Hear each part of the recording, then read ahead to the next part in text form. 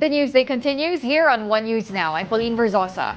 PhilHealth was grilled in a House hearing for failing to inform its 42 million members who were previously affected by a data breach.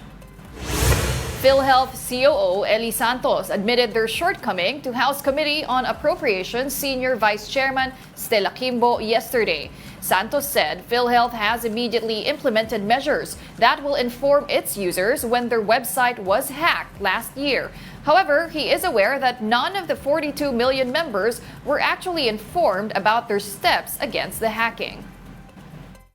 Alam na ba nila yung apat na information na dapat nilang alam? Yes or no lang po? We will supply the necessary report and documents regarding this, Madam Chairperson, please.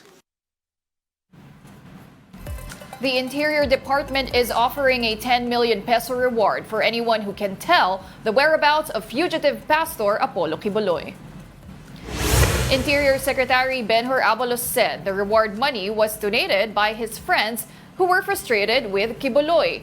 Abalos renewed his calls to the pastor to surrender and face the charges to prove his innocence. The religious leader of Kingdom of Jesus Christ evaded 2 arrest warrants for child abuse and human trafficking charges.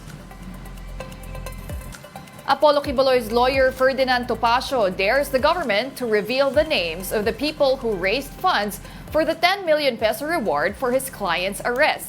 Here's an excerpt from his interview on The Big Story. 10 million pesos for information on the whereabouts of Pastor Apollo Quiboloy, 1 million pesos for others implicated in the case. I want to get your comments on that. And does the pastor have no plans to come forward still?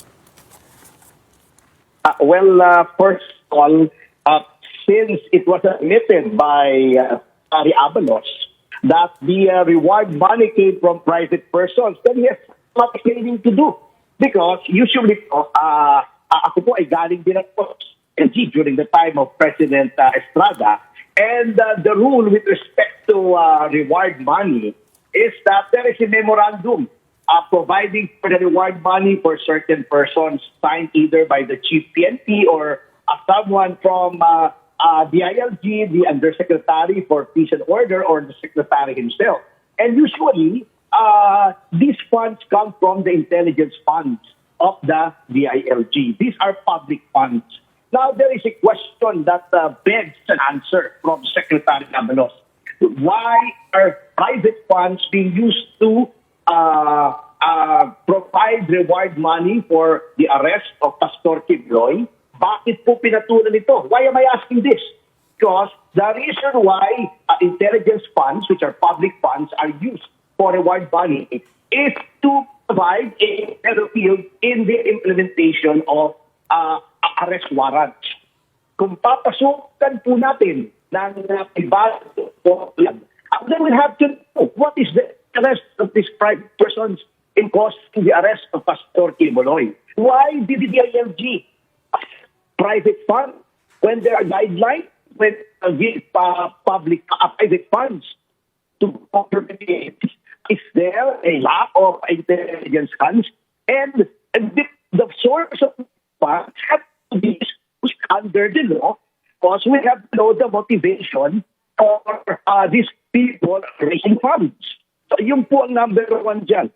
Number two, the reward money is grossly disproportionate. It violates the equal protection cost. If we look at the recent reward monies being given to individuals, last May, 1.9 million, only 1.9 million was shared by 10 informants. And these 10 informants gave information that led to the arrest of accused of murder, rape, and even terrorism, members of the Terrorist New People's Army. Why is Pastor Quiboloy being given a bounty of 10 million when the crimes are practically the same as murder, rape, etc.? This is violative of the equal protection. We'll be back with more stories after the break. Keep it here on One News.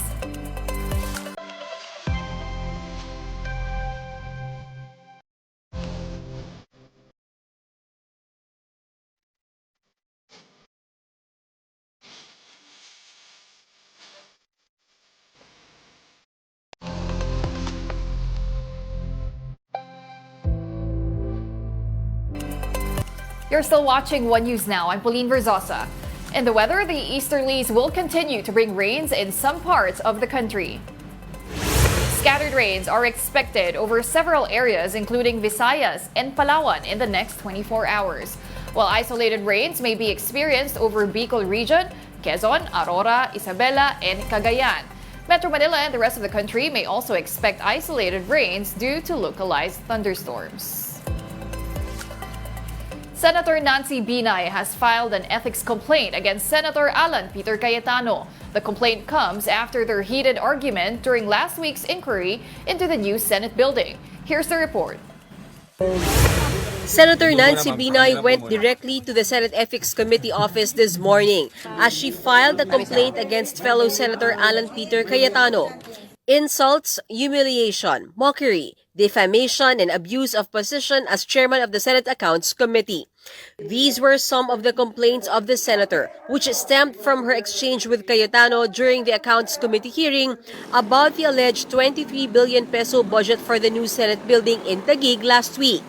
In that hearing, Cayetano called Binay buang or crazy. Kabuang ka na, day. Tapusin natin na maayos to. Senado to ng Pilipinas, hindi to palengke. Cayetano also called Binay a marites or gossiper. Sasabihin ko sa iyo, Lourdes ang pangalan mo, hindi Marites. Binay says that what Cayetano did was slander, especially since the malicious statements were made in front of other senators and the public as they were in the middle of a public hearing. For Binay, it is clear that Cayetano's remarks were disrespectful and degrading to her. Hindi ko talaga narinig yung tinawag niya akong buwang nung nag-send na lang sila ng mga videos. Doon ka na lang nalaman na nung nakaalis pala ako, marami pa siyang mga sinabing masasakit. Cayetano, on the other hand, said that Binay should not divert the issue. Ito yung picture. Sabi ko, first time ko nakakita, siya nag-file pero siya mukhang guilty, di ba?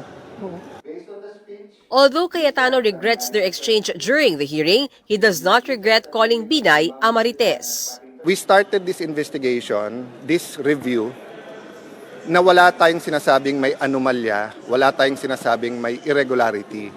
Simple lang, 23 billion kasama yung sa lupa masyadong mahal. What did Senator Binay do? She started going around, nagmamamarites, nagkakalat ng kung ano-anong chismis, at kasama sa official chismis na kinakalat is that mali yung numbers namin. Senator Binay's complaint will be heard by Senator Francis Tolentino's Ethics Committee, which is set to convene once session resumes this month.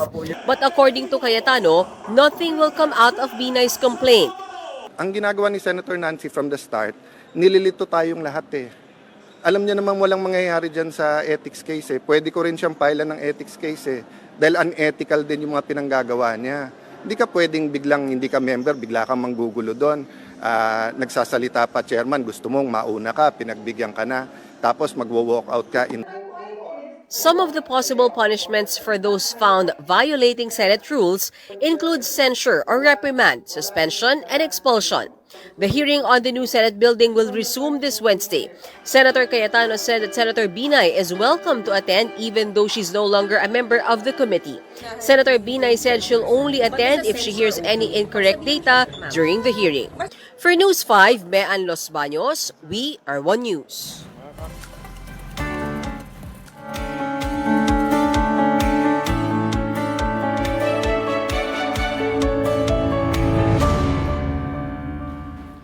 Beryl, which has now weakened to a tropical storm, made landfall southwest of Houston, Texas, as a Category 1 hurricane.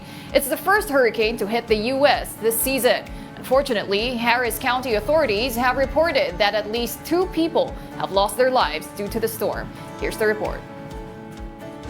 I looked up and my roof was gone. It just went. Terrifying moments for Texans living along the coast as Hurricane Beryl slams the state, carving a path inland. The wind tunnel just went crazy. Stuff started flying off the walls, zinging around the house. Hurricane-strength wind gusts reaching as high as 94 miles per hour in Freeport and knocking out power to more than 2 million customers in the state, according to PowerOutage.us. The biggest issue is going to be Centerpoint in Texas, New Mexico, assessing how many homes and businesses are without power And then our favorite people over the coming few days will be the linemen as they get out and bust their butts on getting power back to everyone. Across the area, fallen trees, a flipped truck, and collapsed roofs. Houston firefighters rescued a man trapped in bed when a tree fell on the house. The storm surge and heavy rainfall flooding several interstates as crews rushed to perform high water rescues for stranded drivers. Are you okay, sir? Please, Houstonians, anyone that can hear my voice, shelter in place. Shelter in place. We're in an emergency. Houston Mayor John Whitmire calling on everyone to stay inside. He says the city is focused on emergency response, preparing for what comes next. We will do an assessment. We will be opening up centers. The Red Cross is in contact with us. In Houston, I'm Michael Yoshida reporting. And those are the top stories of the hour. I'm Pauline Verzosa. We are One News.